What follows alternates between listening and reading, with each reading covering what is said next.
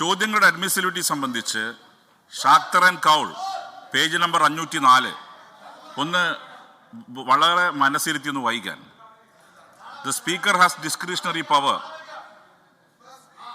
conferred by the rules and inherent in him to admit or disallow question without any reason being assigned by which no one can question. Page 504 ആണ്. ഇതിൽ ചെയറിനൊരു കാര്യം clarify ചെയ്യാനുള്ളത്, നിയമസഭാ ചട്ടം 266 വളരെ കൃത്യമായി പറയുന്നുണ്ട്, ചോദ്യം സംബന്ധിച്ച് നോട്ടീസ് സഭയിൽ ചോദ്യത്തിന് മറുപടി നൽകുന്ന ദിവസം വരെ യാതൊരു പ്രചാരണവും നൽകാൻ പാടില്ല. എന്നാൽ നിങ്ങൾ ഓരോരുത്തരും ആത്മപരിശോധന നടത്തേണ്ടത് പ്രിൻ്റ് വിഷ്വൽ മീഡിയയിലൂടെ സോഷ്യൽ മീഡിയയിലൂടെ പ്രചരണം നൽകിയെന്നുള്ളത് സഭയുടെ ഉള്ള ചട്ടത്തിൻ്റെ അവകാശ ലംഘനമാണ്.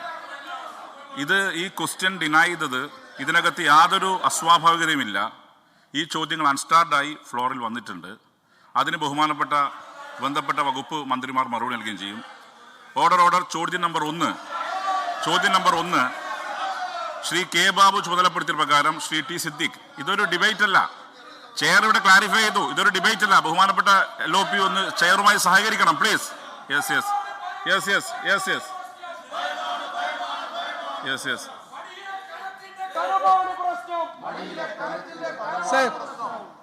സാർ, ഇതിൽ പറഞ്ഞിരിക്കുന്നത് സഭയിൽ ഉന്നയിക്കാനുള്ള പൊതുപ്രാധാന്യം ഇല്ല, തദ്ദേശീയ പ്രാധാന്യം മാത്രമുള്ള ചോദ്യമാണ്. സഭാതലത്തിൽ വിശദമാക്കേണ്ട പ്രാധാന്യം ഇല്ല. സാർ, കേരളത്തിൻ്റെ ക്രമസമാധാന ചുമതലയുള്ള ADGP RSSന്റെ അഖിലേന്ത്യാ ജനറൽ സെക്രട്ടറി. ചോദ്യം നമ്പർ 1 ശ്രീ കെ ബാബു ചുമതലപ്പെടുത്തിയ പ്രകാരം T Siddique not in the seat. Shri Sunny Joseph ചുമതലപ്പെടുത്തിയ പ്രകാരം Shri Sajeev Joseph not in the seat. Shri Eldhose P Kunnappilly not in the seat. ചോദ്യം നമ്പർ 2 ശ്രീ മുരളി പെരുന്നല്ലി ചുമതലപ്പെടുത്തിയ പ്രകാരം ശ്രീ KV സുമേഷ്